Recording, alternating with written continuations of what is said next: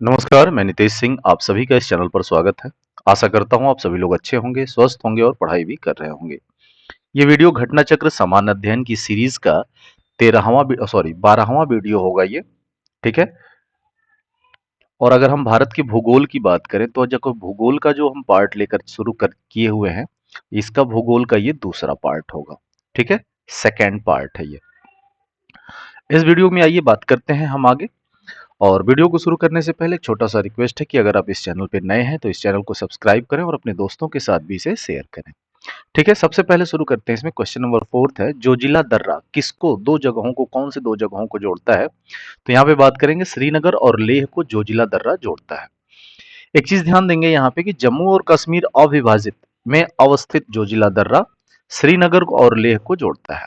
ये 31 अक्टूबर 2019 से लेह केंद्र शासित प्रदेश लद्दाख का भाग हो गया है, ठीक है। इसका भी ध्यान रखना है कि 31 अक्टूबर 2019 से जब से 370 को हटाया गया है, धारा 370 को हटाया गया है, जो लेह है ये लद्दाख का पार्ट बना दिया गया है और जम्मू कश्मीर को एक अलग केंद्र शासित प्रदेश के रूप में सेटल किया गया है या रखा गया है। क्वेश्चन नंबर 5 की बात करें, कुल्लू घाटी किसके बीच में स्थित है? तो जो कुल्लू घाटी है ये धौलाधर और पीर पांजाल के बीच में स्थित है, ठीक है। इसके थोड़े से डिस्क्रिप्शन को देखते हैं कि कुल्लू घाटी को पृथ्वी का देवताओं की घाटी के उपनाम से भी जाना जाता है। इसका भी ध्यान रखना है। यह धौलाधर और पीर पंजाल पर्वत श्रेणियों के मध्य में स्थित है। कुल्लू घाटी हिमाचल प्रदेश के कुल्लू जिले में ब्यास नदी के सहारे स्थित है, या ये कह सकते हैं कि कुल्लू घाटी किस नदी के किनारे है? तो इसको आप बता सकते हैं कि ये ब्यास नदी के किनारे है। नेक्स्ट क्वेश्चन की बात करते हैं, कुल्लू घाटी इनकी पर्वतीय श्रेणियों जो कि पर्वतमालाओं के बीच में स्थित है, कहां पर है? तो कुल्लू घाटी अभी हमने बात किया धौलाधर और पीर पांजाल के बीच में अवस्थित है, ठीक है। नेक्स्ट बात करते हैं, हिमाचल प्रदेश में स्थित दर्रा का क्या नाम है? तो हिमाचल प्रदेश में अगर इस ऑप्शन के आधार पर देखा जाए तो सिपिकिला, सिपकिला जो है। नेक्स्ट क्वेश्चन की बात करते हैं, क्वेश्चन नंबर 8, पालघाट निम्नलिखित में से किन राज्यों को जोड़ता है? तो आप ध्यान देना है कि पालघाट जो है, ये पालघाट कहाँ है? तो सिंपल सी चीज है, पालघाट महाराष्ट्र में है। तो इससे हम जान सकते हैं पालघाट का जो एरिया है ये केरल और तमिलनाडु को जोड़ता है। इसका भी ध्यान देना है, पालघाट केरल तमिलनाडु को जोड़ने वाला एक प्रमुख दर्रा है, ठीक है। पालघाट जो क्षेत्र है वो महाराष्ट्र में है, लेकिन अगर पालघाट दर्रे की बात आती है, दर्रा की बात आती है, तो केरल और तमिलनाडु को ये जोड़ता है, ठीक है। पिपली घाट दर्रा किस पर्वतीय भाग में स्थित है? तो पिपली घाट जो दर्रा है ये अरावली में स्थित है, ठीक है। आगे बात कर लेते हैं, क्वेश्चन नंबर 10 के बारे में बात करेंगे। यहाँ पे मिलान करना है। तो पुलिकट झील, चिल्का झील, वुलर झील और सांबर झील किन राज्यों में ये अवस्थित हैं? तो अगर हम ऐसे अचानक देखें एक एक करके, तो चिल्का झील जो है सबसे आसान सा दिख रहा है, और ये है कहाँ? तो ये ओडिशा में अवस्थित है, ठीक है। सांभर झील की बात करें तो ये राजस्थान में। अब बचे हमारे पास दो झील। वुलर झील कहाँ है? तो सबको पता है ये कश्मीर में है। और पुलिकट झील की बात करें तो ये तमिलनाडु में है। तो इस तरह से ये हमारा मैच हो जाएगा। तो अगर हम यहाँ पे देखें, ए का कौन सा बन रहा है? तीसरा, यानी तीसरा इसमें भी है और इसमें भी है। बी का कौन बन रहा है? पहला, तो यानी ये बी वाला पहला सही है, यानी ये ऑप्शन हमारा जो ऑप्शन ए होगा ये सही है। बाकी ऑप्शन हम क्या करेंगे? गलत कर देंगे। नेक्स्ट की बात करते हैं, किस हिमालयी चोटी को सागर माथा भी कहते हैं? तो सागर माथा के नाम से माउंट एवरेस्ट को कहा जाता है, और ये कहाँ कहा जाता है सागर माथा के रूप में? तो सागर माथा जो नाम है माउंट एवरेस्ट का, ये नेपाल में इसको सागर माथा के नाम से जाना जाता है। और फिलहाल अगर हम बात करें, माउंट एवरेस्ट जो है विश्व की सबसे ऊंची चोटी में आती है, और इसकी जो ऊंचाई है 8,848 मीटर की इसकी हाइट है। आगे बात करते हैं क्वेश्चन नंबर 12 के बारे में। हिमालय की सबसे पूर्वी चोटी कौन सी है? तो यहाँ पे आप देखेंगे नमचा बरवा जो है हिमालय की सबसे पूर्वी चोटी है। और पूर्व में कौन सा है भारत में? अगर बात किया जाए भारत के सापेक्ष, तो अरुणाचल और तिब्बत सीमा पर ये स्थित है नामचा बरवा, ठीक है, जो कि हिमालय की सबसे पूर्वी चोटी है। और इसकी कुल ऊंचाई जो है 7,756 मीटर है। इसको भी ध्यान में रखना है। नेक्स्ट क्वेश्चन है, गॉडविन ऑस्टिन क्या है? तो गॉडविन ऑस्टिन क्या है? एक शिखर है जिसको हम केटू के नाम से भी जानते हैं। गॉडविन ऑस्टिन को हम किस नाम से जानते हैं? केटू के नाम से भी जानते हैं। और इसकी ऊंचाई जो है 8,611 मीटर है। अगर फिट की बात करें तो 28,251 फिट है, ठीक है। अगर हम इसके बात करें कि अगर जब ये प्रश्न पूछा गया था, तो ये जो पार्ट था गॉडविन ऑस्टिन का, ये जम्मू कश्मीर के क्षेत्र में था, लेकिन जब से धारा 370 को वहां से हटाया गया है, ये 31 अक्टूबर 2019 से ये केंद्र शासित प्रदेश लद्दाख के ये क्षेत्र में आता है। ठीक है, और ये जो K2 है, गॉडविन ऑस्टिन है, ये माउंट एवरेस्ट के बाद विश्व की दूसरी सबसे ऊंची चोटी भी है। इसका भी हमें ध्यान रखना है। ठीक है, भारत में सबसे ऊंची चोटी कौन सी है? अगर भारत की बात आती है तो भारत में जो सबसे ऊंची चोटी है ये K2 है, यानी गॉडविन ऑस्टिन है। अभी हमने बात किया 8,611 मीटर का हाइट इसका है। कौन सा पर्वत हिमालय श्रृंखला का अंग नहीं है? तो हिमालय श्रृंखला का जो अंग, अगर इसमें ऑप्शन के आधार पर देखा जाए तो काराकोरम जो है हिमालय श्रृंखला का अंग है, कुनलून जो है हिमालय श्रृंखला का अंग है या पार्ट है, हिंदू कुश जो है हिमालय श्रृंखला का ये अंग है।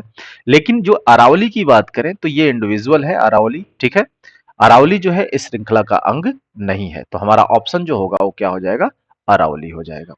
नेक्स्ट क्वेश्चन की बात करते हैं, निम्न में से सबसे पुरानी पर्वत श्रृंखला कौन सी है? तो सबसे पुरानी की अगर बात आती है, ओल्ड फोल्ड माउंटेन की बात आती है, तो ये अरावली है। ठीक है, ये विश्व की सबसे पुरानी श्रृंखला है। कौन सी? अरावली पर्वत श्रृंखला। अगर हम बात करें अरावली पर्वत श्रृंखला में एक सबसे ऊंची चोटी है जिसका नाम क्या है? गुरु शिखर। ठीक है, और ये राजस्थान के क्षेत्र में आता है। अरावली जो है ये जो गुरु शिखर हाइट है ये राजस्थान में आता है।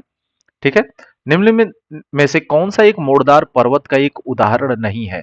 मोड़दार पर्वत का उदाहरण कौन सा नहीं हो सकता है? तो अगर हम यहाँ पे देखें तो अरावली जो है ये मोड़दार पर्वत नहीं है। अरावली पर्वत एक अवशिष्ट पर्वत है, रेसिडुअल माउंटेन है। ठीक है, सबसे पुराना माउंटेन कह सकते हैं, जबकि रॉकी, हिमालय और एंडीज जो है ये फोल्डेड माउंटेन्स हैं, यानी मोड़दार पर्वत के उदाहरण है। इसका भी ध्यान रखना है हमें। नेक्स्ट क्वेश्चन है, हिमालय और किसके बीच में लंबवत घाटी को दून के नाम से जाना जाता है? तो दून के नाम से शिवालिक, हिमालय और शिवालिक के बीच की जो लंबवत घाटियां हैं इनको दून के नाम से जाना जाता है। जैसे आपने सुना होगा देहरादून और हरिद्वार दूर दून या हरिद्वार के नाम से जाना जाता है। ध्यान देना है इसमें कि लघु हिमालय और शिवालिक के बीच में स्थित जो लंबवत घाटियां हैं इन्हें दून या द्वार के नाम से जाना जाता है। तो जैसे देहरादून और हरिद्वार ये घाटियां हैं, इनका नाम ऐसे इस तरह से रखा गया है। ठीक है, बृहत्तर यानी कि ग्रेटर हिमालय का दूसरा नाम क्या है? तो इसे दूसरे नाम से हम हिमाद्री के नाम से भी जानते हैं। ठीक है, नेक्स्ट क्वेश्चन है, सतलज तथा काली नदियों के बीच स्थित हिमालय के भाग को किस नाम से भी जाना जाता है? तो सतलज और काली नदी के बीच में जो है इसे कुमाऊं हिमालय के नाम से जाना जाता है। अगर प्रादेशिक क्षेत्र के रूप में देखा जाए तो हिमालय को चार नाम से बांटा गया है, यानी चार पार्ट में बांटा गया है। ठीक है, तो ये जो सतलज और काली के बीच में है इस हिमालय के भाग को कुमाऊं हिमालय के नाम से जाना जाता है। ठीक है, नागा तीबा और महाभारत पर्वतमालाएं किस में शामिल हैं? तो ये निम्न हिमालय में ये शामिल है। नागा तीबा और महाभारत पर्वत हिमालय जो है ये निम्न पर्वत में शामिल होते हैं। नेक्स्ट क्वेश्चन है, निम्नलिखित में से किसको सह्याद्री पर्वतमाला भी कहा जाता है? तो सह्याद्री पर्वतमाला जो है ये पश्चिमी घाट को कहा जाता है। हमने कल भी बात किया था, जो ये हमारा प्रायद्वीपीय भारत का जो पार्ट है इसके जो पश्चिमी घाट है इसे सह्याद्री पर्वतमाला के नाम से भी जाना जाता है। ठीक है, आगे बढ़ते हैं। सह्याद्री पर्वत श्रृंखला का अन्य नाम क्या है? तो अन्य नाम है पश्चिमी घाट। पश्चिमी घाट कह लीजिए या सह्याद्री पर्वत श्रृंखला कह लीजिए, बात एक ही है। ठीक है, निम्नलिखित में से कौन सा कथन सही है? तो आप यहाँ पे ध्यान देना है कि महादेव पहाड़ियां मैकाल पहाड़ी के पश्चिम में है, महादेव पहाड़ियां कर्नाटक पठार का हिस्सा है, महादेव पहाड़ियां छोटा नागपुर पठार के पूर्व में है, महादेव पहाड़ियां अरावली पर्वत श्रेणी का हिस्सा है। तो इसमें से जो कथन सही है तो महादेव पहाड़ियां जो है मैकाल पहाड़ी के पश्चिम में अवस्थित है। ठीक है, महादेव पहाड़ियां मैकाल पहाड़ी के पश्चिम में है। पंचमढ़ी इसी पहाड़ी पर स्थित है। पंचमढ़ी कहाँ है? तो पंचमढ़ी जो है ये मध्य प्रदेश में अवस्थित है। ठीक है, भारत में सबसे ऊंचा पठार कौन सा है? अगर यहाँ पे देखें तो जो लद्दाख का पठार है भारत में सबसे ऊंचा पठार के रूप में जाना जाता है। क्वेश्चन नंबर 26 के बारे में बात करते हैं, प्राकृतिक मार्ग उपलब्ध कराने वाले पर्वत के भी किसी अंतराल गैप को निम्नलिखित में से क्या कहा जाता है? तो सभी लोगों को पता होगा कि दो पहाड़ों के बीच का जो एक प्राकृतिक रूप से रास्ता होता है या प्राकृतिक रूप से जाने के लिए आने जाने के लिए रास्ता होता है, उस गैप को हम दर्रा कहते हैं। ठीक है, गैप को हम क्या बोलते हैं? दर्रा कहते हैं। दो पहाड़ों के बीच की जो इस खाली जगह होती है जहां से लोग आने जाने का या किसी भी संसाधन को ले आने ले जाने का काम करते हैं, उसे हम क्या बोलते हैं? दर्रा कहते हैं। नेक्स्ट क्वेश्चन है, प्रायद्वीपीय भारत में सबसे उच्चतम पर्वत चोटी कौन सी है? प्रायद्वीपीय भारत में जो सबसे उच्चतम पर्वत चोटी है वो है अनाईमुड़ी। ठीक है, प्रायद्वीपीय भारत अथवा दक्षिण भारत की जो उच्चतम चोटी है वो अनाईमुड़ी है, जिसकी ऊंचाई 2695 मीटर है, लगभग 2695 कह सकते हैं। यह नीलगिरी के दक्षिण में अन्नामलाई पहाड़ी में स्थित है। देखिए, दो क्वेश्चन बन सकते हैं। अनाईमुड़ी किस पहाड़ी में है? तो अन्नामलाई पहाड़ी में यह अवस्थित है। डोडा बेट्टा जो है ऐसी दूसरी ऊंची चोटी है जिसकी ऊंचाई 2637 मीटर है। यह नीलगिरी के पहाड़ी में स्थित है। पश्चिमी घाट को सह्याद्री भी कहा जाता है। ठीक है, तो यहां पे ध्यान देना है कि प्रायद्वीपीय भारत यानी दक्षिणी भारत की सबसे जो उच्चतम चोटी है वो है अनाईमुड़ी, और किस पहाड़ी में है? तो अन्नामलाई पहाड़ी में ये अवस्थित है। ठीक है, आगे बढ़ते हैं। अनाईमुड़ी शिखर कहां स्थित है? तो अनाईमुड़ी जो शिखर है ये सह्याद्री में है, यानी कि पश्चिमी घाट में अवस्थित है। ठीक है, नेक्स्ट क्वेश्चन है, निम्नलिखित में से सबसे ऊंचा शिखर कौन सा है? तो यहाँ पे कामेत, कुनलुन, नंगा पर्वत और नंदा देवी में देखा जाए तो जो सबसे ऊंचा पर्वत है वो कौन सा है? नंगा पर्वत है। एक बार इसकी ऊंचाई को हम देखते हैं। नंगा पर्वत की जो ऊंचाई है वो 8126 किलो सॉरी 8126 मीटर है। नंदा देवी की जो ऊंचाई है वो 7817 मीटर है। कामेत की जो ऊंचाई है 7756 मीटर है, और कुनलुन की जो ऊंचाई है 7167 मीटर की ऊंचाई है। यानी इन चारों ऑप्शन से अगर बात किया जाए तो सबसे ऊंची चोटी या ऊंचा शिखर कौन सा है? तो नंगा पर्वत का है, जिसमें ऊंचाई जो है 8126 मीटर है। नेक्स्ट क्वेश्चन की बात करते हैं, कौन सी पर्वत श्रेणी भारत में स्थित है? अब यहाँ पे अराकनयोमा, साल्ट रेंज, सुलेमान और पीर पंजाल। तो यहाँ पे ध्यान देना है कि ये जो पीर पंजाल है ये भारत में स्थित है। बाकी अराकनयोमा की बात करें तो ये म्यांमार में है, सॉल्ट रेंज जो है ये पाकिस्तान में है, और सुलेमान श्रेणी भी पाकिस्तान में है। ठीक है, इसका भी जानकारी, इस चीजों की जानकारी भी आपके पास होनी चाहिए। किस पर्वतीय स्थल को सतपुड़ा की रानी कहा जाता है? सतपुड़ा की रानी के नाम से किसे जाना जाता है? पंचमढ़ी को जाना जाता है। और पंचमढ़ी कहाँ है?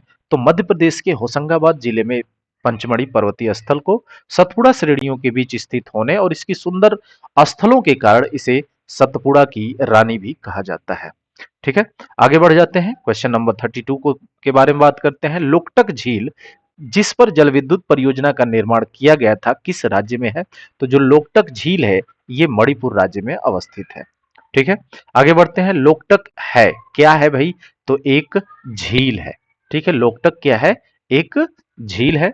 लोनार झील कहाँ स्थित है? अभी हमने ऊपर भी बात किया था लोनार झील के बारे में। तो लोनार झील जो है महाराष्ट्र में है, और ये जो लोनार झील है ये एक उल्का पिंड से बना हुआ झील है, यानी कि उल्का पिंड धरती पर आया और एक गड्ढा बना दिया है।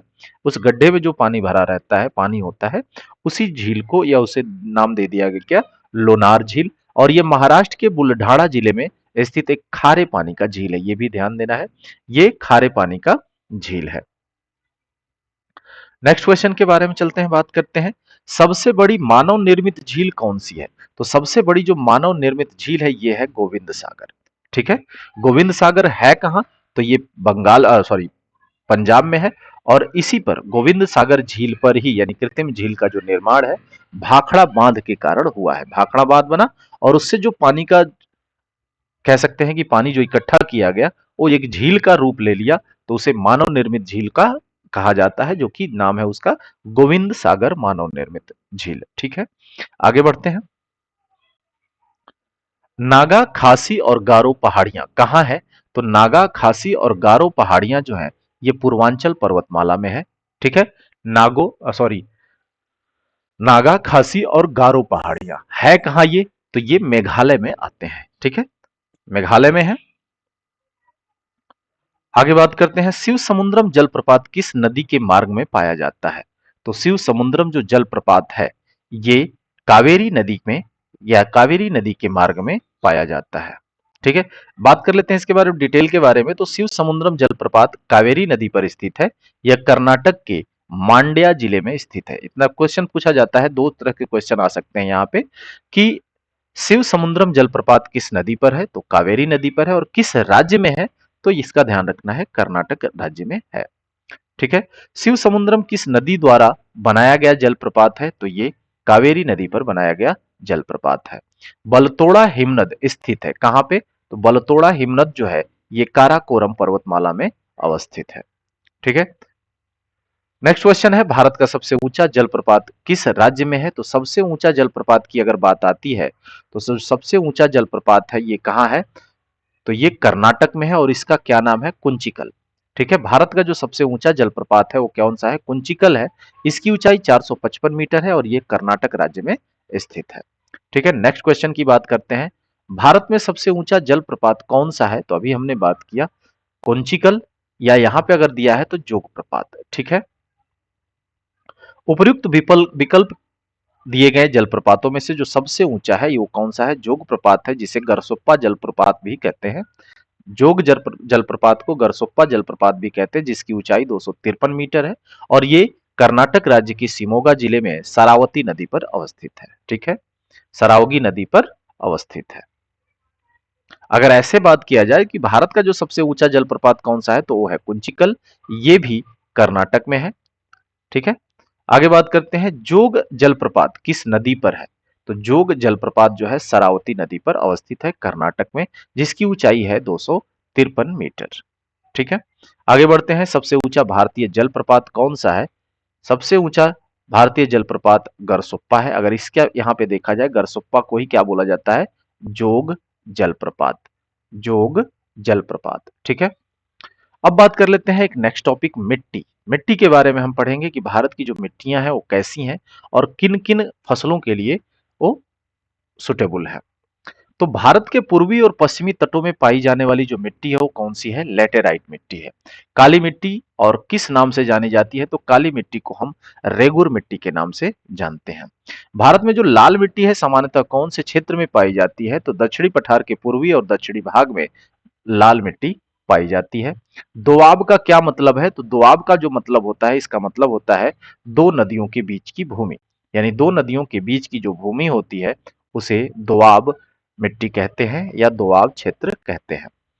ऊंचे क्षेत्रों में लैटेराइट मृदा की रचना कैसे होती है? तो या किस प्रकार की होती है? तो अम्लीय होती है। जो लैटेराइट मृदा होती है वो अम्लीय प्रकार की होती है। ठीक है। आगे बढ़ते हैं, क्वेश्चन नंबर दूसरे की बात करते हैं। तो निम्नलिखित में से किस राज्य में लैटेराइट मिट्टी पाई जाती है? तो ए और डी, यानी कि केरल और महाराष्ट्र में लैटेराइट मिट्टी का अधिकता देखा जाता है या अधिकता पाई जाती है। लैटेराइट मिट्टी कहां पाई जाती है? तो आर्द्र और शुष्क जलवायु वाले उष्णकटिबंधीय क्षेत्रों में, आर्द्र एवं शुष्क जलवायु वाले उष्णकटिबंधीय क्षेत्रों में लैटेराइट मिट्टी पाई जाती है। ठीक है। नेक्स्ट बात करते हैं, पर्वतीय स्लोपों यानी हिल स्लोप्स पर मृदा अपरदन को किस प्रकार नियंत्रित किया जा सकता है? तो कई प्रकार होते हैं, लेकिन स्लोप्स की जब बात आती है तो समुच्च रेखीय जुताई करके, यानी एक सीढ़ी नुमा बनाया जाता है। जैसे जो खेत होते हैं इनको सीढ़ी नुमा बना करके, ठीक है, सीढ़ी नुमा बना करके इस तरह से जो मिट्टी का अपरदन है इसको रोका जा सकता है। जहां स्लोप होगा वहां पे सीढ़ी नुमा खेत बनाया जाता है। ठीक है। नेक्स्ट क्वेश्चन है, भारत के उत्तरी मैदानों में मृदा सामान्यतः कैसे बनी है? तो यहां पे ध्यान देंगे, तलोच्चन द्वारा जो है भारत के उत्तरी मैदानों में जो की मिट्टियां हैं वहां पे तलोच्चन विधि द्वारा इनकी मिट्टियां निक्षेपित हुई हैं या बनी हुई हैं। नेक्स्ट क्वेश्चन की बात करते हैं, तो कपास के उत्पादन के लिए सबसे अच्छी मिट्टी, तो सबको पता होगा कपास के उत्पादन के लिए जो काली लावा मिट्टी होती है या कह सकते हैं कि काली मिट्टी होती है, अभी हमने कहा इसको रेगुर मिट्टी के नाम से भी जानते हैं। ठीक है। नेक्स्ट बात करते हैं, निम्नलिखित में से वह फसल कौन सी है जो जलोढ़ मिट्टी में उगती है जिसके लिए प्रचुर मात्रा में पानी की आवश्यकता होती है? नेक्स्ट बात करते हैं, क्वेश्चन नंबर 7 की ओर चलते हैं। निम्नलिखित में से वह फसल कौन सी है जो जलोढ़ मिट्टी में उगती है और जिसके लिए प्रचुर मात्रा में पानी की आवश्यकता होती है? तो ये चावल है, जिसके लिए पानी की प्रचुर मात्रा में जिसकी जरूरत होती है, यानी कि चावल को प्रचुर मात्रा में पानी चाहिए होता है। ठीक है। आइए बात करते हैं, नेक्स्ट क्वेश्चन की ओर चलते हैं। लोनी और क्षारीय मृदा का भारत में एक और नाम है, क्या नाम है? तो इसको देखते हैं, लोनी और क्षारीय मृदा, तो इसे कहते हैं कल्लर। कल्लर मिट्टी के नाम से जानी जाती है। तो इसके थोड़े से डिटेल के बारे में देख लेते हैं। लोनी और क्षारीय मिट्टियां राजस्थान, उत्तर प्रदेश, बिहार, हरियाणा, पंजाब एवं महाराष्ट्र राज्यों में शुष्क क्षेत्रों में पाई जाती है। इन अनुपजाऊ क्षेत्रों को रेह, कल्लर, ऊसर, राकर, धूर, कर्ल एवं चोपन आदि नामों से जाना जाता है। ठीक है, हमारे यहाँ जैसे हम जनरली यूपी से हैं तो रेह कह सकते हैं, जो सफेद मिट्टियां हो जाती हैं, उड़ती रहती हैं और ये अनुपजाऊ होती हैं, इसमें कोई भी फसल इवन की घास भी नहीं उगती है। ठीक है, तो इस तरह की मिट्टियों को लोनी मिट्टी या क्षारीय मृदा या कल्लर या बहुत सारे नाम है, रेह, कल्लर, ऊसर, राकर, धूर, कर्ल एवं चोपन। ठीक है, कोई भी याद रखना, आपको समझ में आ जाएगा। क्वेश्चन नंबर 8 हो गया। अब बात करते हैं क्वेश्चन नंबर 9 की। व्यर्थ भूमि के अंतर्गत अधिकतम क्षेत्र वाला राज्य कौन सा है? तो व्यर्थ भूमि के यानी कि जब ज्यादा से ज्यादा जमीन जो है व्यर्थ चला जाता है, खेती नहीं हो पाती है, तो इस ऑप्शन में से अगर देखा जाए, ठीक है, तो ये है जम्मू एंड कश्मीर। ठीक है, जम्मू एंड कश्मीर यानी जे एंड के में सबसे ज्यादा जमीन जो है ऐसे बेकार चली जाती है बिना खेती के। पेट्रोलॉजी किसका अध्ययन है? तो पेट्रोलॉजी जो है चट्टानों का अध्ययन है। पेट्रोलॉजी सैलिकी जिसे कहते हैं, जियोलॉजी की एक शाखा है। इसके अंतर्गत चट्टानों की उत्पत्ति, संगठन, वितरण एवं संरचना संरचना का अध्ययन किया जाता है। नेक्स्ट क्वेश्चन है क्वेश्चन नंबर 11। मृदा की लवणता किससे मापी जाती है? तो चालकता से मापी जाती है, यानी चालकता मापी से। ठीक है, नेक्स्ट क्वेश्चन के बारे में बात करेंगे। अब नेक्स्ट टॉपिक हमारा आ गया, मिट्टी से क्या आ गया अभी, जलवायु। ठीक है, भारत में दक्षिण पश्चिम मानसून का मौसम, वर्षा की अवधि क्या है? तो जो दक्षिण पश्चिम मानसून की जो अवधि है ये है जून से सितंबर। मानसून शब्द का तात्पर्य क्या है? तो हवाओं के रुख का बदलाव। मानसून का मतलब होता है हवाओं के रुख का बदलाव। मानसून हिंद महासागर से काफी जलवाष्प लेकर आती है। तो कौन सी मानसून लेकर के आती है? तो दक्षिण पश्चिम जो है मानसून है, जो जून से सितंबर में भारत में चलती है, जून से सितंबर के बीच, ये हिंद महासागर से काफी जलवाष्प लेकर के आती है। ठीक है, नेक्स्ट क्वेश्चन देखते हैं। भारत में गर्म मौसम यानी कि गर्मी की अवधि क्या है? तो मार्च से मई के बीच में भारत में गर्मी रहती है। भारत में ठंड यानी सर्दी का अवधि क्या है? तो दिसंबर से फरवरी। ठीक है, दिसंबर से फरवरी सर्दी, और उसके जस्ट बाद कौन सा आता है सीजन? गर्म मौसम का, गर्मी का। भारत की जलवायु को मुख्य तौर पर किस प्रकार का कहा गया है? तो मानसून जलवायु कहा गया है। ठीक है, मानसूनी जलवायु। भारत में मानसून के लौटने का मौसम, पतझड़ की अवधि क्या है? तो जो पतझड़ की अवधि है ये अक्टूबर से नवंबर मानी जाती है। नॉर वेस्टर्न्स वेस्टर्स या काली वैसाखी, तड़ित झांझा या बिजली युक्त तूफान, ये जो में कहाँ ये प्रमुख में रूप से देखी जाती है या होती है? तो भारत और बांग्लादेश में नॉर वेस्टर्स कह सकते हैं, या काली वैसाखी कह सकते हैं, काल वैसाखी, तड़ित झंझा या बिजली युक्त तूफान। ठीक है, जिसमें बहुत ज्यादा गर्जना होती है, तड़कते भड़कते हैं। भारत के किस राज्य में सर्वाधिक वर्षा होती है? तो भारत के मेघालय राज्य में, मासिन राम एक जगह है, वहां पे सबसे ज्यादा वर्षा होती है, विश्व की सबसे ज्यादा बारिश कह सकते हैं। भारत के उत्तर पश्चिम भाग में किस शीतकाल में किस कारण से वर्षा होती है? तो पश्चिमी विक्षोभ से। भारत के उत्तर पश्चिम में शीतकाल के दिनों में यानी कि ठंड के दिनों में पश्चिमी विक्षोभ से वर्षा होती है। दक्षिण पश्चिम मानसून से भारत के पूर्वी तट की अपेक्षा पश्चिमी तट पर ज्यादा वर्षा क्यों होती है? तो ध्यान देना है, पश्चिमी घाट हवा को रोकती है जिससे बारिश होती है, यानी जहां हवा ज्यादा रुकेगा वहां पर ज्यादा बारिश होगी। पश्चिमी विक्षोभ, नार्वेस्टर, लू या मैंगो सावर में से कौन सी हवाएं भूमध्य सागर से भारत के उत्तरी पश्चिमी भाग की ओर चलती हैं? तो ये है पश्चिमी विक्षोभ। ठीक है, ये उत्तर पश्चिम भाग से चलती है, कौन सी? पश्चिमी विक्षोभ।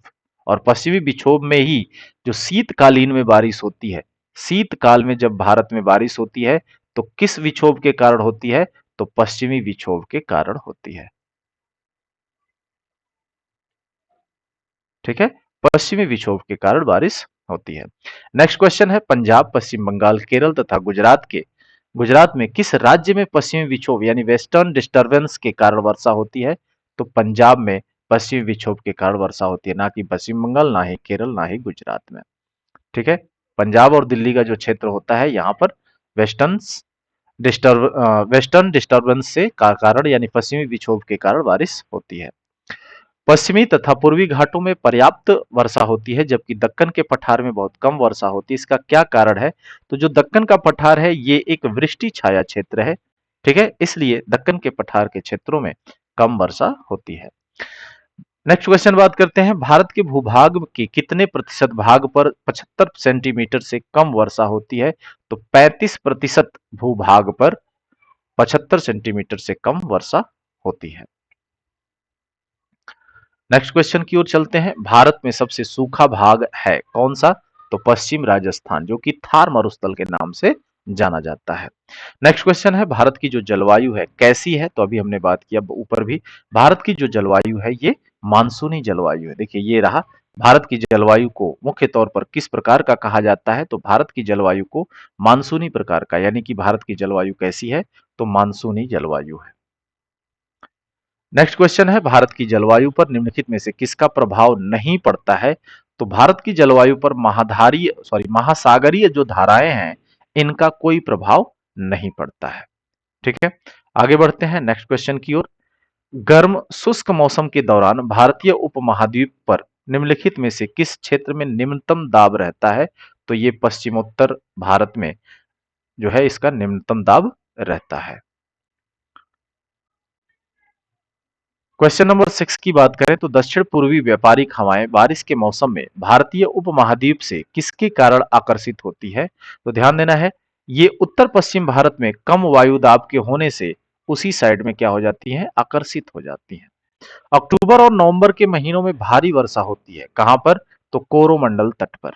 ठीक है, कोरोमंडल तट पर।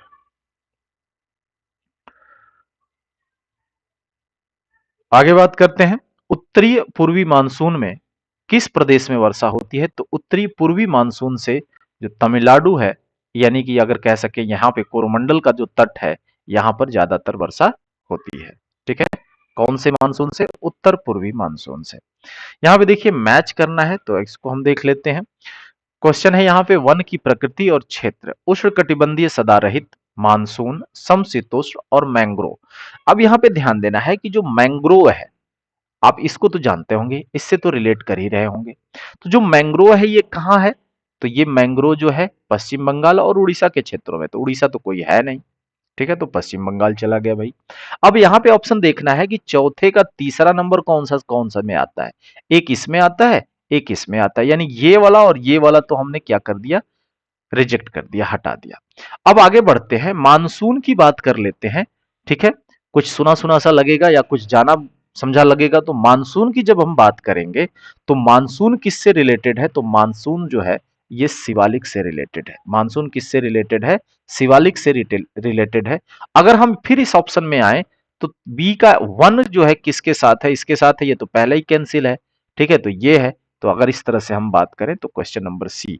देखिए कभी भी मैच द फॉलोइंग या जो मिलान वाले हैं ऐसे ही हम, अगर चारों नहीं आ रहे, एक आ रहा है, दो आ रहा है, बस हो जाएगा।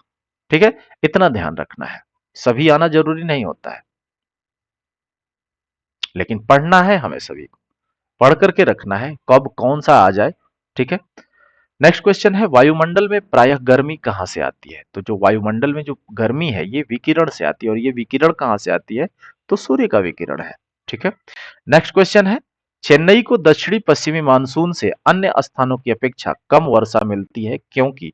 क्योंकि भाई मानसून कोरोमंडल के तट के समांतर चलते हैं, चेन्नई बहुत गर्म है और नमी को संघनित नहीं होने देता, वे अपतट पवने हैं, यानी ये तीनों कारण है जिसलिए चेन्नई को दक्षिणी पश्चिमी मानसून से अन्य स्थानों की अपेक्षा कम वर्षा मिलती है। क्वेश्चन नंबर 12 के बारे में बात कर लेते हैं। दक्षिणी पश्चिमी मानसून की अवधि के दौरान तमिलनाडु सूखा रहता है, क्यों भाई? क्योंकि यह वृष्टि छाया क्षेत्र में स्थित है। जैसे अभी हमने कहा जो दक्कन का पठार है वो भी क्या है? वो भी वृष्टि छाया क्षेत्र में स्थित है, इसलिए दक्षिणी पश्चिमी मानसून की जो बारिश है वहां कम से कम होती है। ठीक है, आगे बढ़ते हैं, क्वेश्चन नंबर 13 की बात करेंगे। गुवाहाटी से चंडीगढ़ तक मानसूनी वर्षा की प्रवृत्ति क्या होती है? तो ह्रासमान प्रवृत्ति, यानी कम होती चली जाती है। निम्नलिखित में से कौन सा भारत का सबसे आर्द्र स्थान है? तो मासिन राम या माउसिन राम, जो कि हमने कहा मेघालय में स्थित है और यहाँ पे विश्व की सबसे ज्यादा बारिश होती है। और ये है कहाँ? तो ये पूर्वी खासी पहाड़ी जिले में अवस्थित मासिन राम है। ठीक है, मेघालय में पूर्वी खासी पहाड़ी यानी खासी पहाड़ियों में ये एक अवस्थित क्षेत्र है जहां पर सबसे ज्यादा बारिश होती है और इसे भारत का सबसे आर्द्र स्थान के रूप में जाना जाता है। क्वेश्चन नंबर 15 के बारे में बात करें तो वर्ष में 50 सेंटीमीटर से कम वर्षा वाला क्षेत्र कौन सा है? तो ये है कश्मीर में लेह। ठीक है, कश्मीर में लेह, इसका भी ध्यान रखना है।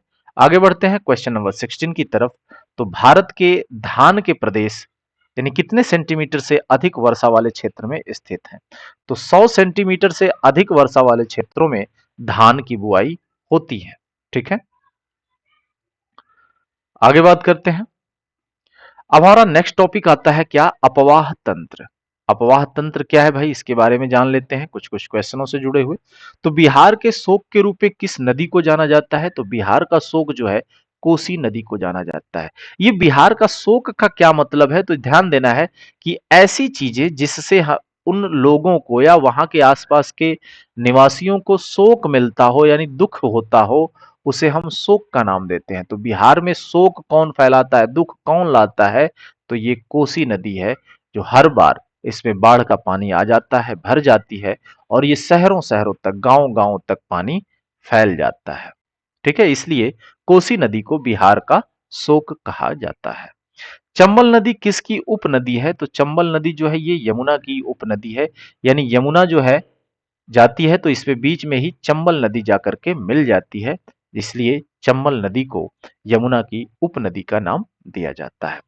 रावी, चिनाब, ब्यास और सतलज में से कौन सिंधु जल प्रणाली की 3 नदियों में से नहीं है जिस पर भारत को पाकिस्तान के साथ सिंधु जल संधि के तहत नियंत्रण मिला है? तो इसमें से जो चिनाब है ये सिंधु जल संधि के तहत नियंत्रण में नहीं है। सिंधु जल संधि जो 1960 में भारत और किसके बीच हुआ था? तो सभी को पता है सिंधु जल संधि 1960 में भारत और पाकिस्तान के मध्य एक समझौता था। ठीक है, यहां नदी और पड़ोसी देश के साथ समझौते को सुमेलित करना है, तो ये ऑलरेडी सुमेलित है। तो सिंधु जो है पाकिस्तान के साथ, गंगा का समझौता बांग्लादेश के साथ हुआ और कोसी नदी का जो समझौता है वो नेपाल के साथ हो रखा है। सिंधु जल समझौते के अनुसार कौन सी नदी पाकिस्तान द्वारा शासित नहीं है? तो ये रावी नदी जो है पाकिस्तान में नहीं जाती है। ठीक है, गंगा और ब्रह्मपुत्र की संयुक्त जलधारा किस नाम से जानी जाती है? तो जब गंगा और ब्रह्मपुत्र ये मेघना के नाम से जानी जाती हैं। ठीक है, जब गंगा और ब्रह्मपुत्र आपस में जब मिलती हैं तो वहां से जो एक नाम मिलता है उसे नाम मिलता है मेघना। नेक्स्ट क्वेश्चन है, वे दो प्रमुख नदियां कौन सी है जो अमरकंटक पठार से निकलती हैं परंतु वे अलग अलग दिशाओं में बहती हैं? तो नर्मदा और सोन ये अमरकंटक पठार से निकलती हैं लेकिन अलग अलग दिशाओं में बहती हैं। सोन जो है ये जाती है और बिहार में जाकर के गंगा से मिल जाती है, लेकिन नर्मदा नदी जो है ये मध्य प्रदेश से निकल करके यानी अमरकंटक जो क्षेत्र है यहां से निकल करके ये राजस्थान होते हुए गुजरात में चली जाती है। ठीक है, यानी एक ही जगह से निकलती हैं परंतु अलग अलग दिशाओं में बहती हैं। तो नर्मदा और सोन जो कि अमरकंटक से निकलती हैं। नेक्स्ट क्वेश्चन है, गोदावरी, कावेरी, कृष्णा तथा बेतवा में से कौन सी नदी दक्षिण से उत्तर की ओर प्रवाहित होती है? तो दक्षिण से उत्तर की ओर यानी कि ऊपर की ओर प्रवाहित होने वाली जो नदी है ये बेतवा नदी है। ठीक है, नेक्स्ट क्वेश्चन की बात करते हैं। तो गंगा और ब्रह्मपुत्र नदियों का उद्गम स्थल क्रमशः कहाँ है? तो जो गंगा का उद्गम स्थल है ये उत्तराखंड में है और ब्रह्मपुत्र का जो उद्गम स्थल है ये तिब्बत में है। तवा नदी किसकी सहायक नदी है? तो तवा नदी जो है नर्मदा नदी की सहायक नदी है। सिंधु जल समझौते के अंतर्गत भारत को रावी, सतलज, झेलम एवं ब्यास में से किस नदी पर विशिष्ट अधिकार नहीं दिया गया है? तो झेलम पर विशिष्ट अधिकार नहीं दिया गया है। हिमालय पार की नदियां हैं, कौन सी हिमालय पार की नदियां हैं? तो ब्रह्मपुत्र, सिंधु और सतलज ये हिमालय के उस पार की नदियां कही जाती हैं। नर्मदा, तापी, मांडवी तथा महानदी में से कौन सी नदी एक्चुअरी नहीं बनाती है? तो जो महानदी है ये एक्चुअरी नहीं बनाती है जबकि नर्मदा, तापी और मांडवी एक्चुअरी बनाती हैं। ठीक है, आगे बढ़ते हैं। नेक्स्ट क्वेश्चन है, गोदावरी, नर्मदा तथा सोन में से कौन सी नदी अमरकंटक के पठार या उसके आसपास से नहीं निकलती है? तो अभी हमने ऊपर भी बात किया कि नर्मदा और सोन अमरकंटक से निकलती हैं जबकि गोदावरी जो है अमरकंटक से नहीं निकलती है। ठीक है। इंदौर के समीप स्थित जनापाव पहाड़ी किस नदी का स्रोत है? तो जनापाव पहाड़ी से चंबल नदी का निकलना होता है। उज्जैन किस नदी के किनारे स्थित है? तो उज्जैन शिप्रा नदी के किनारे स्थित है। प्रायद्वीपीय भारत की नर्मदा, कावेरी, कृष्णा, गोदावरी नदियों में से कौन शेष तीन से विशिष्ट रूप से भिन्न है? तो अगर हम कावेरी, कृष्णा, गोदावरी की बात करें तो ये जो है तीनों एक जैसी हैं या एक जैसी साइड में जाती हैं, लेकिन नर्मदा जो है ये कह सकते हैं अरब सागर में गिरती है। ठीक है। अरब सागर में गिरती है, लेकिन कृष्णा, कावेरी और गोदावरी ये बंगाल की खाड़ी में गिरती है। ठीक है। इसका ध्यान रखना है। इसलिए ये तीन एक हैं, यानी एक जैसी हैं, या एक एक जो है विशिष्ट है, यानी विषम है, अलग है। कौन सी? नर्मदा, जो कि अरब सागर में गिरती है। भारत के उत्तरी मैदान तीन प्रमुख नदी प्रणालियों से बने हैं, जो सिंधु, गंगा और कौन सी नदी है? तो ब्रह्मपुत्र नदी है। ठीक है। सिंधु, गंगा और ब्रह्मपुत्र। कोसी, झेलम, चेनाब, रावी में से किस नदी का उद्गम नेपाल में है और वह गंगा नदी में आकर मिलती है? तो ध्यान देना है, झेलम, चेनाब और रावी ये तो हिमालय से निकलती है, ना कि नेपाल से निकलती हैं। ये तिब्बत और चीन के वाले पार्ट से हैं, जबकि कोसी जो है नेपाल से निकलती है और ये गंगा में आकर के मिलती है। अगर कोसी की बात की जाए तो कोसी नदी का ही जो समझौता है वो नेपाल के साथ किया गया है, और कोसी नदी को ही बिहार का शोक कहा जाता है। नेक्स्ट क्वेश्चन है, सतलज, घाघरा, बेतवा तथा तापी नदियों में से कौन सी नदी भारत से होकर पाकिस्तान में जाती है? तो ये भारत से होकर के पाकिस्तान में जो जाने वाली नदी है ये सतलज नदी है। भारत की सबसे लंबी नदी का नाम बताइए? तो भारत की जो सबसे लंबी नदी है ये गंगा नदी है, जिसकी लंबाई 2525 किलोमीटर की है। भारत के दक्षिणी प्रायद्वीप में कौन सी नदी देश के दूसरे सबसे बड़े नदी क्षेत्र का निर्माण करती है? तो ये गोदावरी है। कहां पर भागीरथी और अलकनंदा नदी के मिलने से गंगा बनती है? तो देवप्रयाग में भागीरथी और अलकनंदा जब आपस में मिलती हैं तो वहां से एक जो स्रोत निकलता है इसे हम गंगा का नाम देते हैं, और वो स्थान है, ये जो मिलान वाला स्थान है, इसे कहते हैं देवप्रयाग। ठीक है। दक्षिण गंगोत्री क्या है? तो अंटार्कटिका में स्थित स्वचालित स्टेशन है। ये एक कह सकते हैं कि हमारा प्रयोगशाला है वहां पर ठीक है। एक प्रयोगशाला है भारत का दक्षिण गंगोत्री के नाम से अंटार्कटिका में। प्रायद्वीपीय भारत की सबसे लंबी नदी कौन सी है? तो गोदावरी है। गंगा नदी सिंधु नदी तंत्र के बीच कौन सा क्षेत्र है जो जल क्षेत्र को पृथक करता है? तो ये जो है अंबाला है, जो गंगा और सिंधु नदी के तंत्र के बीच में एक क्षेत्र आता है जो जल क्षेत्र को पृथक करता है। पंजाब में बड़ी संख्या में अपलावन नहर है, इनमें जल कहां से आता है? तो ये सभी जल जो है सतलुज नदी से लाया जाता है। सियाचिन ग्लेशियर के पिघलने से बना पानी किस नदी का मुख्य स्रोत है? तो ये नुब्रा नदी का प्रमुख स्रोत होता है। किस नदी के बेसिन को भारत के उत्तरी 10 राज्यों द्वारा बांटा गया है? तो ये गंगा नदी है। गंगा, ब्रह्मपुत्र, गोदावरी तथा ताप्ती में कौन सी नदी मुहाना यानी कि डेल्टा नहीं बनाती है? तो ध्यान देना है, गंगा, ब्रह्मपुत्र और गोदावरी ये सभी डेल्टा बनाती हैं, जबकि जो तापी नदी है, ताप्ती नदी है, ये डेल्टा नहीं बनाती है। नेक्स्ट क्वेश्चन की ओर चलते हैं। दो नदियों के बीच उपजाऊ भूमि को क्या कहते हैं? तो जो दो नदियों के बीच की जो उपजाऊ भूमि है इसे हम दोआब कहते हैं। क्या कहते हैं? इसे हम दोआब कहते हैं। ठीक है। नेक्स्ट क्वेश्चन की भी बात करते हैं। भारत में प्रायद्वीपीय नदी से संबद्ध सबसे ऊंचा निकास बेसिन कौन सा है? तो प्रायद्वीपीय नदी से जो संबंधित है सबसे ऊंचा निकास बेसिन ये है कृष्णा। ठीक है। आगे बढ़ते हैं। क्वेश्चन नंबर थर्ड, भारतीय प्रायद्वीप की सबसे लंबी नदी कौन सी है? तो ये है गोदावरी है। 3 बार ये क्वेश्चन आ चुका है और इसकी लंबाई जो है 1465 किलोमीटर है। ठीक है। आगे बात करते हैं। क्वेश्चन नंबर 4, भारत की किस नदी को वृद्ध गंगा कहा जाता है? तो जो गोदावरी है सबसे लंबी सबसे लंबी नदी, सबसे कह सकते हैं कि वृद्ध गंगा, ये इसका नाम है क्या? गोदावरी नदी। ठीक है। और गोदावरी नदी के जो उत्पत्ति है, स्रोत की बात करें तो नासिक महाराष्ट्र जिले के त्र्यंबकेश्वर स्थान से ये निकलती है। ठीक है। आगे क्वेश्चन की बात करते हैं। क्वेश्चन नंबर 5, निम्नलिखित में से किस नदी को दक्षिण गंगा कहा जाता है? तो गोदावरी नदी को दक्षिण गंगा, वृद्ध गंगा या सबसे लंबी लंबी नदी के नाम से भी जाना जाता है, जिसकी जो लंबाई है वो 1465 किलोमीटर का टोटल डिस्टेंस कवर करती है। नेक्स्ट क्वेश्चन है क्वेश्चन नंबर 6। नासिक किस नदी के किनारे स्थित है? तो नासिक गोदावरी नदी के किनारे स्थित है। ठीक है, यहां पे थोड़ा सा इसका डिटेल देख लेते हैं, काफी जरूरी हो जाता है ये। नासिक महाराष्ट्र राज्य में गोदावरी नदी के तट पर स्थित है। भारत में चार, जो कि प्रयागराज इलाहाबाद उत्तर प्रदेश, उज्जैन मध्य प्रदेश, हरिद्वार उत्तराखंड और नासिक महाराष्ट्र कुंभ मेलों में से यहीं पर लगता है। यानी चार कुंभ मेले लगते हैं भारत में, चार जगह लगते हैं। तो प्रयागराज यानी इलाहाबाद जो कि उत्तर प्रदेश में है, यहां कुंभ का मेला लगता है। उज्जैन शिप्रा नदी के किनारे पे है, यानी शिप्रा नदी में है। ठीक है, अगर नदियों की बात करें तो प्रयाग में जो है तीन नदियों का संगम माना जाता है, गंगा, यमुना और सरस्वती। यमुना और सरस्वती, इन तीन नदियों के संगम पर प्रयाग में क्या होता है?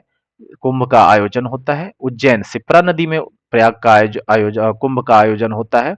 हरिद्वार गंगा नदी में कुंभ का आयोजन होता है और नासिक किसके? गोदावरी नदी में कुंभ का आयोजन होता है। आगे बढ़ते हैं। किस नदी का स्रोत भारत से बाहर है? तो यहां पे देखना है रावी, ब्यास, झेलम, ब्रह्मपुत्र। तो जो ब्रह्मपुत्र है इसका स्रोत भारत से बाहर से है, यानी तिब्बत के सांगपो, तिब्बत के आसपास के क्षेत्रों से ये ब्रह्मपुत्र आती है। तिब्बत में सांगपो कहलाने वाली नदी कौन सी है? तो ये है ब्रह्मपुत्र। तिब्बत में ब्रह्मपुत्र को सांगपो के नाम से जाना जाता है। नेक्स्ट क्वेश्चन है, सिंधु नदी का उद्गम होता है, कहां से होता है सिंधु नदी का उद्गम? तो हिमालय पर्वत माला से होता है। नेक्स्ट क्वेश्चन की बात करते हैं, क्वेश्चन नंबर 10। निम्न में से कौन सी नदी जो है हिमालय से, एक मिनट,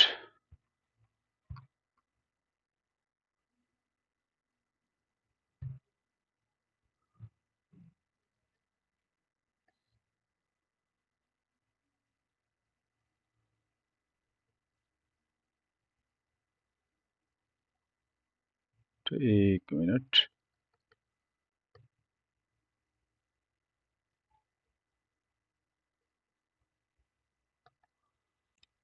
थोड़ा सा ये, एक मिनट सही करते हैं इसको अभी तुरंत, छोटे छोटे एरर्स तो आते रहते हैं।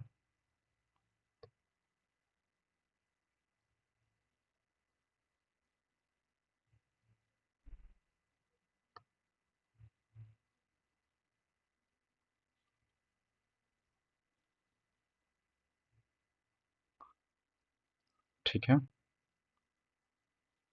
ये पेन काम नहीं कर रहा है, एक मिनट इसको भी देख लेते हैं।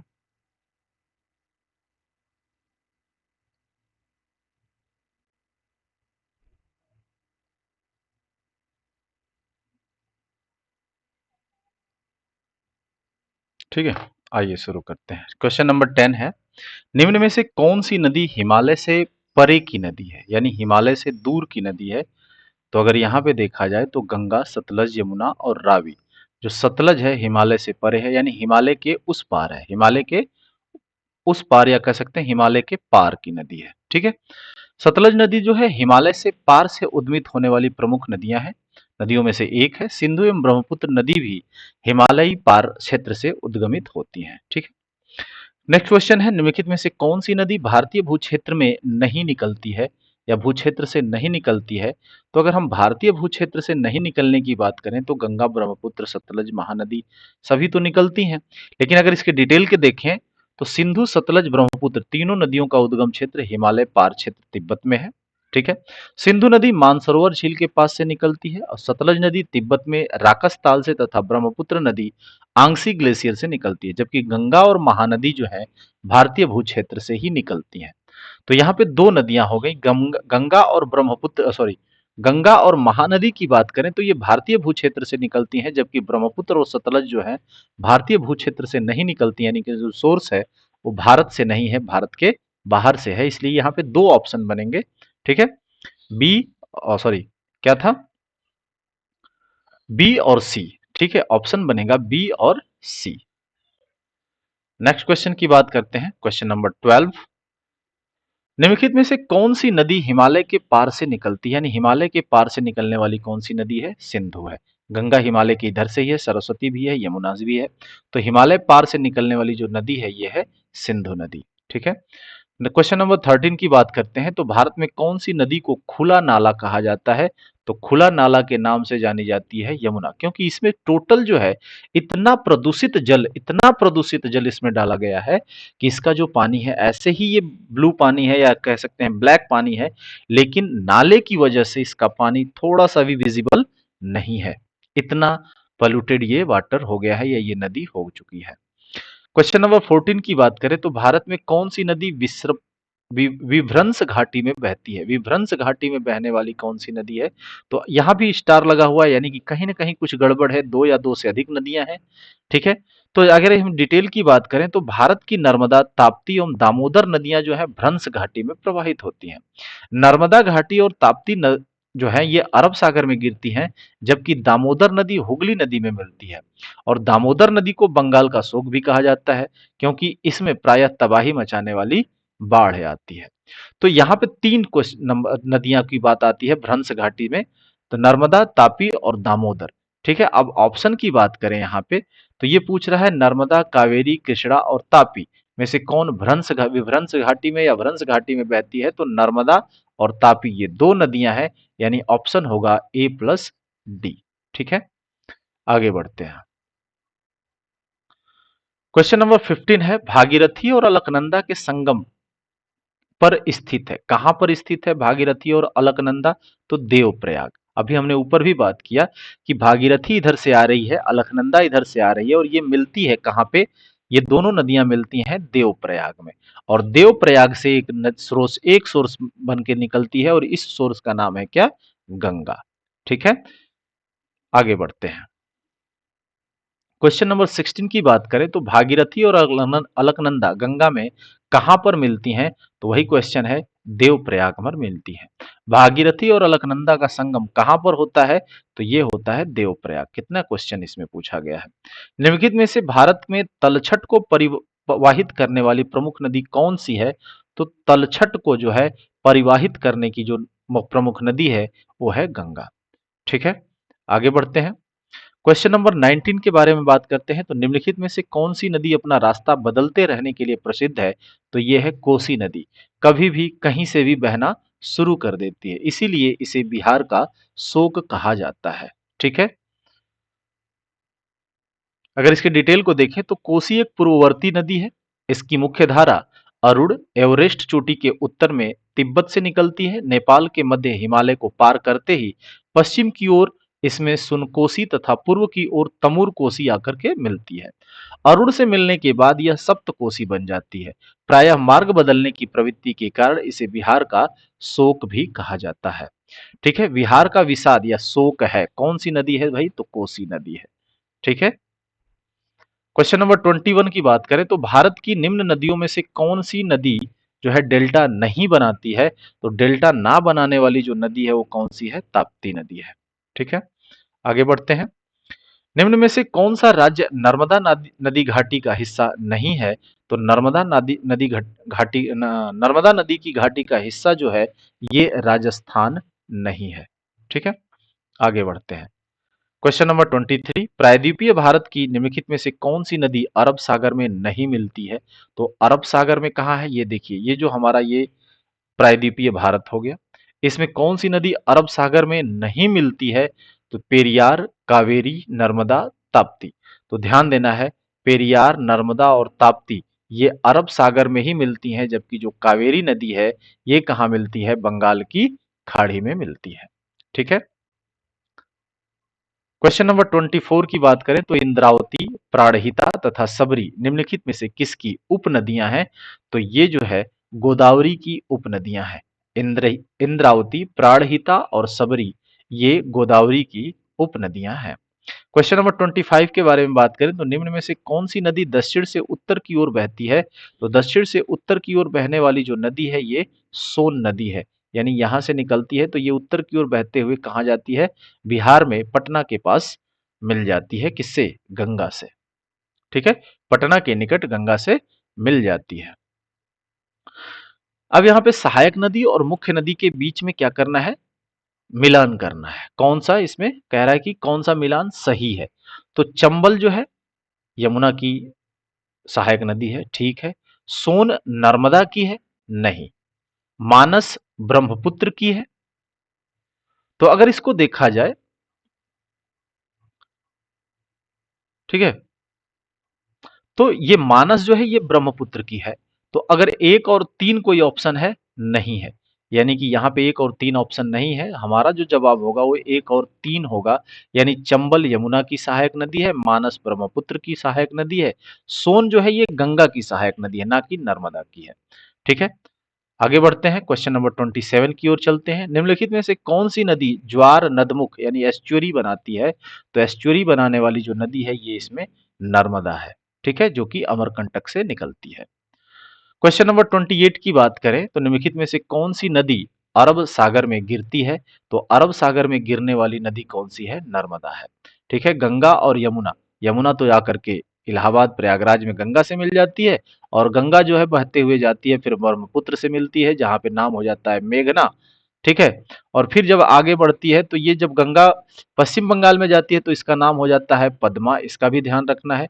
जब पश्चिम बंगाल में जाती है तो इसका नाम हो जाता है पद्मा, और फिर ये ब्रह्मपुत्र से मिलती है, और ब्रह्मपुत्र से मिलने के बाद सुंदरवन के डेल्टा बनाते हुए ये पश्चिम बंगाल की खाड़ी में गिर जाती है। ठीक है, नेक्स्ट क्वेश्चन है 29। निम्नलिखित में से कौन सी भारतीय नदी पश्चिम की ओर बहती है तथा अरब सागर में गिरती है। तो पश्चिम की ओर बहने वाली जाहिर सी बात है वो अरब सागर में ही गिरेगी।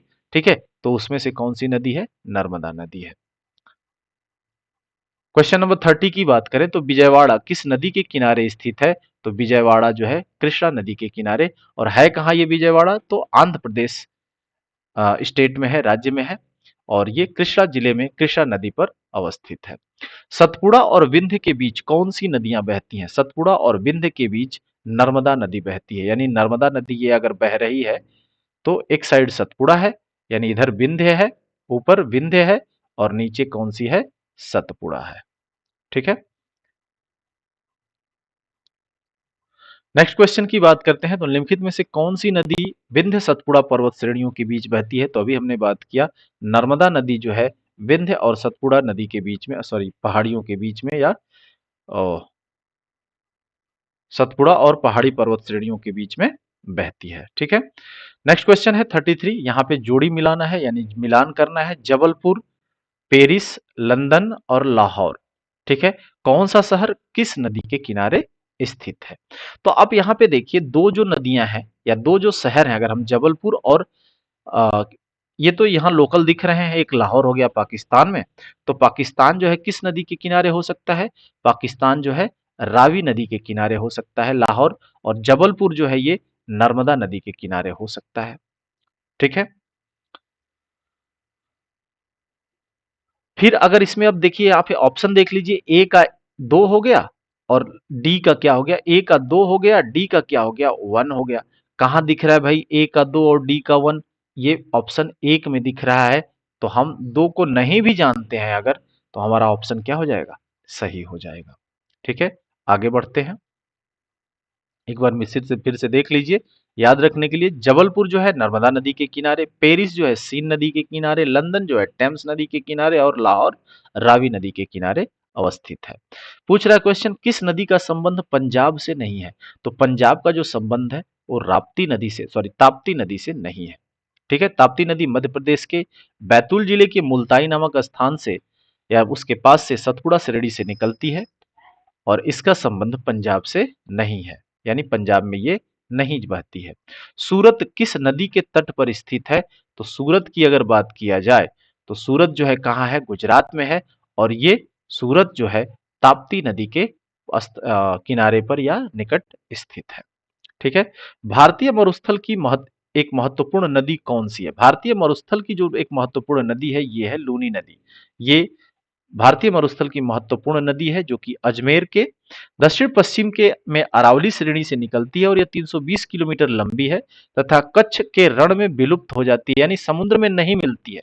ऐसा भी क्वेश्चन आता है कि समुद्र में न गिरने वाली इसमें से कौन सी नदी है या पहले ही समुद्र से पहले ही विलुप्त हो जाती है, वो है लूनी नदी। ठीक है। नेक्स्ट क्वेश्चन है, भारत की किस नदी का अंतर्देशीय जल निकास है? तो ये है लूनी नदी। अंतर्देशीय यानी कि कहीं भी उसका जाकर के किसी नदी या किसी संगम की या किसी सागर से वो नहीं मिलती है, वो पहले ही विलुप्त हो जाती है, लूनी नदी। ठीक है। आकस्मिक बाढ़ का संबंध किससे है? तो आकस्मिक बाढ़ का संबंध अगर कहा जाए तो यहाँ पे देखिए डिटेल में देख लेते हैं पहले कि आकस्मिक बाढ़ का मुख्य कारण है कि किसी क्षेत्र में अचानक जल भराव, ठीक है, या जलमग्न हो जाना या उसका बाढ़ग्रस्त हो जाना। और यह मुख्यतः कब होता है? जब नदियां पूरी जल भर के आती हैं और किसी एरिया को भर देती हैं। परंतु कह रहा है सुनामी द्वारा अचानक जल भराव से चक्रवाती तूफान जैसे भारत में उष्णकटिबंधीय चक्रवातों और उत्तर अमेरिका में हरिकेन, ऑस्ट्रेलिया में विली विली आदि से होने वाली जो अत्यधिक वर्षण के कारण स्थलीय भाग का जलमग्न होने से भी आकस्मिक बाढ़ की स्थिति उत्पन्न हो जाती है। कभी कभी टोर्नेडो के कारण भी होने वाली अत्यधिक वर्षण से भी आकस्मिक बाढ़ की स्थिति बन जाती है। तो आप देखो यहाँ पे सुनामी भी दे रखा है, चक्रवाती तूफान भी दे रखा है और टोर्नेडो भी दे रखा है। तो इसमें से कोई भी ऑप्शन चूज करने लायक नहीं है। ठीक है। तो इस तरह से ये क्वेश्चन जो है क्या कह सकते हैं, इनवैलिड हो सकता है। अगर ऐसा कुछ देता है एक पर्टिकुलर कोई चीज, सिर्फ तूफान दे देता, ठीक है, सुनामी या बाढ़ इस तरह का कुछ देता, तो हम कह सकते हैं आकस्मिक बाढ़ का कारण बहुत सारे हो सकते हैं। सुनामी आती है तो कोई पर्टिकुलर एरिया जो है पानी से भर जाता है, या चक्रवाती तूफान आता है तो भी, टॉर्नेडो आता है तो भी। ये अलग अलग सेम थिंग है, लेकिन अलग अलग देशों में इनको अलग अलग नाम से जाना जाता है। ठीक है। आगे बढ़ते हैं, क्वेश्चन नंबर 39 की बात करें तो भारत का कृत्रिम बंदरगाह कौन सा है? तो चेन्नई, या जिसे मद्रास के नाम से जाना जाता है, ये भारत का कृत्रिम बंदरगाह है, यानी मैन मेड बंदरगाह है। ठीक है। नेक्स्ट क्वेश्चन की बात करते हैं, माजुली संसार का सबसे बड़ा नदी द्वीप है, किस राज्य में है? तो ये जो माजुली नदी द्वीप है ये असम में है। ठीक है। नेक्स्ट क्वेश्चन की बात करते हैं, और माजुली जो नदी द्वीप है ये किस नदी का द्वीप बनता है, किस नदी के कारण ये माजुली द्वीप बना है? तो इसे भी जान लें, ये ब्रह्मपुत्र जो नदी है, ब्रह्मपुत्र जो नदी है, ब्रह्मपुत्र के कारण बनने वाला जो द्वीप है उसे माजुली द्वीप के नाम से जाना जाता है। क्वेश्चन नंबर 41, भारत में कितने मुख्य बंदरगाह हैं? तो भारत में 12 मुख्य बंदरगाह है। ठीक है। नेक्स्ट टॉपिक पे की ओर चलते हैं, पर्यावरण एवं परिस्थितिकी। पर्यावरण एवं परिस्थितिकी। ठीक है। गर्म पानी अभ्यारण्य कहाँ स्थित है? तो कार्बी आंगलोंग असम में गर्म पानी अभ्यारण्य स्थित है। सिमलीपाल जैव आरक्षित भारत के किस राज्य में स्थित है? तो सिमलीपाल जो जैव आरक्षित क्षेत्र है ये ओडिशा में स्थित है। भारत में मैंग्रोव वन मुख्यतः कहाँ पाए जाते हैं? तो ये सुंदरवन डेल्टा के क्षेत्रों में पाए जाते हैं। ठीक है। कौन सा क्षेत्र उष्णकटिबंधीय सदाबहार वन से ढका हुआ है? तो उष्णकटिबंधीय क्षेत्र सदाबहार वन से ढका हुआ जो क्षेत्र है ये है पश्चिमी घाट का। ठीक है। यानी सह्याद्री घाट या पश्चिमी घाट जिसे हम कहते हैं। एक आकलन के अनुसार शीतोष्ण क्षेत्र में केवल 1% वन नष्ट हुए, जबकि उष्णकटिबंध में लगभग कितने प्रतिशत वन नष्ट हो गए हैं? तो इसका मतलब है 40%। किस प्रकार के वन मुख्यतः शैवालों तथा काई से बने होते हैं? तो जो टुंड्रा वन जो होते हैं ये शैवालों तथा काई से बने होते हैं। आइए नेक्स्ट क्वेश्चन की ओर चलते हैं। जैवमंडल में सभी जीवित जातियां जीवित रहने के लिए एक दूसरे से परस्पर संबंधित और निर्भर रहती हैं। इस जीवन आधारित तंत्र को क्या कहते हैं? तो इस जीवन आधारित तंत्र को परितंत्र कहते हैं। क्या कहते हैं? परितंत्र, यानी एक दूसरे के आधार पर निर्भर रहना या जुड़े रहना, संबंधित रहना। ठीक है। भारत के किस राज्य में सर्वाधिक वन है? तो सर्वाधिक वन की बात किया जाए तो ये मध्य प्रदेश में है। दांडेली वन्यजीव अभयारण्य किस राज्य में है? तो दांडेली वन्यजीव अभयारण्य कर्नाटक में अवस्थित है। सिमलीपाल टाइगर रिजर्व किस राज्य में है? तो यह भी हमने ऊपर भी बात किया यहाँ पे कि सिमलीपाल संरक्षण क्षेत्र कहाँ है? तो ओडिशा में है। सिमलीपाल टाइगर रिजर्व कहाँ है? तो ओडिशा में है। नागरहोल राष्ट्रीय उद्यान बायोस्फीयर रिजर्व जो है किस का हिस्सा है? तो ये नीलगिरी का हिस्सा है। ठीक है। नागरहोल राष्ट्रीय उद्यान जो है नीलगिरी का हिस्सा है। किस राज्य में मानस टाइगर रिजर्व है? तो मानस टाइगर रिजर्व जो है ये असम में है। ठीक है। असम में है। मानस वन्यजीव अभयारण्य कहाँ है? तो ये भी सेम हो जाएगा, असम में। दाचीगाम राष्ट्रीय उद्यान कहाँ है? तो दाचीगाम जो राष्ट्रीय उद्यान है ये J&K में है, जम्मू एंड कश्मीर में है। ठीक है, आगे बढ़ते हैं। अनामलाई टाइगर रिजर्व किस राज्य में है? तो अनामलाई टाइगर रिजर्व जो है तमिलनाडु में है। इंद्रावती टाइगर रिजर्व किस राज्य में है? तो ये छत्तीसगढ़ में है। मेलघाट टाइगर रिजर्व किस राज्य में है? तो महाराष्ट्र में है। ग्रेट हिमालयन नेशनल पार्क किस राज्य में है? तो ये हिमाचल प्रदेश में है। गुजरात के गिर राष्ट्रीय उद्यान और सासन गिर अभ्यारण्य जो कि भारत में इकलौते वन्यजीव अभ्यारण्य है जिनमें पाए जाते हैं क्या? तो एशियाई सिंह यानी कि जो लॉयन होते हैं वो पाए जाते हैं। कहाँ पे? गुजरात के गिर राष्ट्रीय उद्यान में और सासन गिर अभ्यारण्य में। ठीक है, यहाँ पे एशियाई लॉयन यानी सिंह पाए जाते हैं। नेक्स्ट क्वेश्चन है कंचनजंगा राष्ट्रीय उद्यान जिसे कंचनजंगा बायोस्फीयर अभ्यारण्य भी कहा जाता है, कहाँ है? तो कंचनजंगा बायोस्फीयर अभ्यारण्य यानी बायोस्फीयर रिजर्व या कंचनजंगा राष्ट्रीय उद्यान सिक्किम में अवस्थित है। नेक्स्ट क्वेश्चन है कान्हा टाइगर रिजर्व किस राज्य में है? तो कान्हा, पन्ना ये सब कहाँ है? मध्य प्रदेश में है। सुंदरवन टाइगर रिजर्व किस क्षेत्र में है? तो पश्चिम बंगाल। मध्य प्रदेश में बाघ, सिंह, मोर, लंगूर में से किस पशु के सर्वाधिक अभ्यारण्य है? तो मध्य प्रदेश में सबसे ज्यादा जो अभ्यारण्य है वो बाघ के अभ्यारण्य है। बांधवगढ़ राष्ट्रीय उद्यान किस राज्य में है? तो बांधवगढ़ राष्ट्रीय उद्यान जो है मध्य प्रदेश में है। महाराष्ट्र के चंद्रपुर जिले में सबसे पुराना और सबसे बड़ा राष्ट्रीय उद्यान कौन सा है? तो ताडोबा अंधारी बाघ प्रोजेक्ट। ताडोबा अंगारी बाघ प्रोजेक्ट जो है महाराष्ट्र के चंद्रपुर जिले में सबसे पुराना और सबसे बड़ा राष्ट्रीय उद्यान है। दुधवा राष्ट्रीय रिजर्व किस राज्य में है? सॉरी, दुधवा टाइगर रिजर्व किस राज्य में है? तो उत्तर प्रदेश में है। उत्तर प्रदेश में एकमात्र टाइगर रिजर्व कौन सा है? Dudhwa tiger reserve. ठीक है, कालक्कड़ मुंडाथुरई टाइगर रिजर्व किस राज्य में है? तो ये तमिलनाडु में है। कार्बेट नेशनल पार्क को किस पशु की रक्षा के लिए स्थापित किया गया है? तो ये बंगाल बाघ के यानी बंगाल का जो बाघ है उनके लिए कार्बेट नेशनल पार्क को संरक्षित किया गया है, स्थापित किया गया है। कौन सा जो उद्यान है या जो अभ्यारण्य है राजस्थान के अलवर जिले में स्थित है? तो सरिस्का राष्ट्रीय उद्यान जो है राजस्थान के अलवर जिले में अवस्थित है।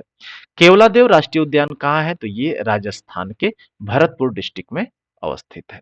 ठीक है, तो इस पार्ट को यहीं खत्म करते हैं। जल्द मिलते हैं नेक्स्ट वीडियो के साथ अपने नए टॉपिक के साथ, भूगोल के अलग अलग प्रश्नों के साथ। तो हंसते रहिए, मुस्कुराते रहिए और पढ़ते रहिए। जय हिंद, जय भारत।